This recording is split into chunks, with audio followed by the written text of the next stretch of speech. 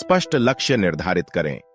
अर्जुन अपने लक्ष्यों पर अटूट ध्यान केंद्रित करने के लिए जाने जाते थे। अपने उद्देश्यों को स्पष्ट रूप से परिभाषित करें और विशिष्ट, प्राप्त करने योग्य लक्ष्य निर्धारित करें। इससे आपको प्रेरित रहने और काम पर ध्यान केंद्रित करने में मदद मिलेगी। अनुशासन का अभ्यास करें। अर्जुन अपने प्रशिक्षण और दैनिक दिनचर्या में अनुशासित थे। अपनी गतिविधियों के लिए एक संरचित कार्यक्रम स्थापित करें और उसका पालन करें।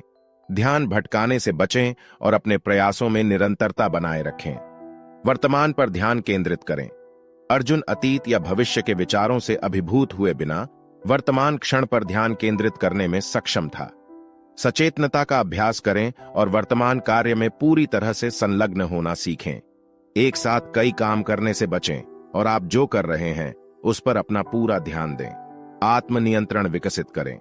अर्जुन ने विशेष रूप से चुनौतीपूर्ण परिस्थितियों में महान आत्मनियंत्रण का प्रदर्शन किया। आत्म अनुशासन विकसित करें और अपनी भावनाओं और आवेगों को प्रबंधित करना सीखें। इससे आपको दबाव में भी ध्यान केंद्रित रहने और तर्कसंगत निर्णय लेने में मदद मिलेगी। विकर्षणों को दूर करें। अर्जुन महत्वपूर्ण क्षणों के दौरान विकर्षणों को रोकने में सक्षम थे। उन कारकों की पहचान करें जो आपको विचलित करते हैं और एक ऐसा वातावरण बनाएं जो इन विकर्षणों को कम करे। अपना फोन हटा दें, काम करने के लिए एक शांत जगह ढूंढें और एकाग्रता के लिए अनुकूल माहौल बनाएं। ध्यान का अभ्यास करें। अर्जुन ध्यान के एक समर्पित अभ्यासकर्ता थे। ध्यान केंद्रित करने की क्षमता में सुधार लाने और अपने मानसिक फोकस को मजबूत करने के लिए नियमित रूप से ध्यान या माइंडफुलनेस अभ्यास में संलग्न रहें। इससे आपका समग्र ध्यान और मन की स्पष्टता बढ़ेगी। मार्गदर्शन लें। अर्जुन अक्सर अपने गुरु भगवान कृष्ण से मार्गदर्शन मांगते थे। इसी तरह अनुभवी व्यक्तियों या सलाहकारों से सलाह लें जो फोकस बनाए रखने में अंतर्दृष्टि और सहायता प्रदान कर सकते हैं।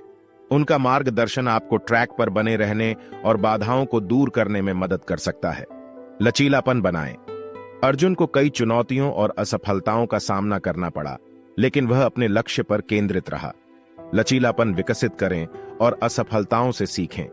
निराश होने के बजाय असफलताओं को सीखने के अवसर के रूप में उपयोग करें और दृढ़ संकल्प के साथ आगे बढ़ते रहें।